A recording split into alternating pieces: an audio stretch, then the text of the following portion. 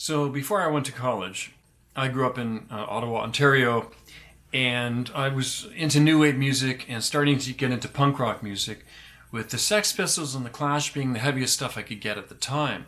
Then I went to college in 1985, and I met my college roommate. He became my roommate, Roddy.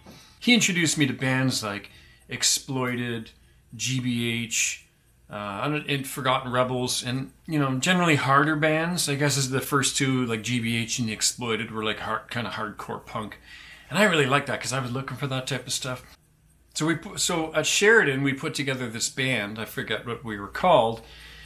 Talk to Scream or something. 1017. I forget. We weren't great, although the bass player and drummer were musicians and they knew how to play. They made us sound better than we were. So there was a local talent night at Monahan's across the street. It was the local watering hole.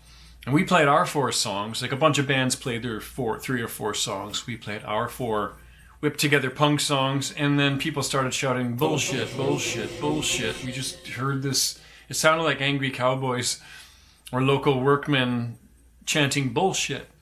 And they ruined part of the bar in the place. It was a railing. So the manager showed us the day after, they ruined the railing here because of you guys. And we're like, well, we had such an impact, I guess. So fast forward a bit. Roddy says that there's a place in Toronto called Larry's Hideaway.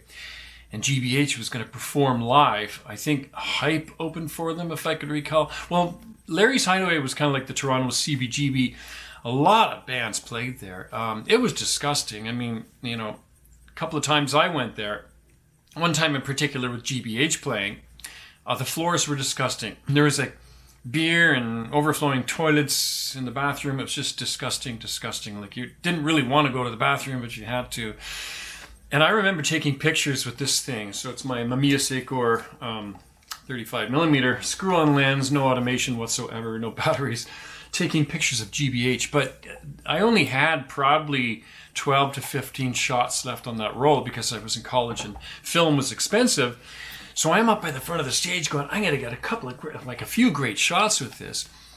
And I got 2 really, really good ones. And the other ones didn't really turn out that well. I think I took maybe 6 or 8 in total. And 2 were really great. One is with the singer's head down a bit, but his face isn't lit. The back of his hair, his spiky hair is lit from behind, and that looks pretty cool, very artistic. And they got a really cool one with some lens flare of the guitar player playing, and just the right moment at the right lighting. Again, I only had 12 to 15 shots.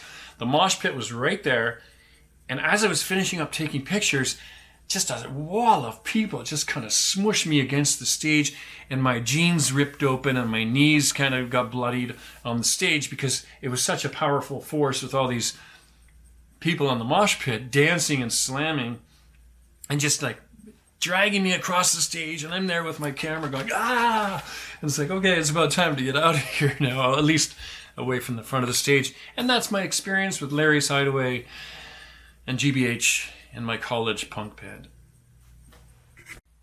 I forgot to add one of the most significant parts of that story of GBH playing at Larry's Hideaway is that I got 2 of the best pictures I have ever taken in my life, and that was 1986, so it's quite a while ago. And I've taken lots of pictures since, but those 2 are among the best pictures I've ever taken, in my opinion. I mean, they're my pictures.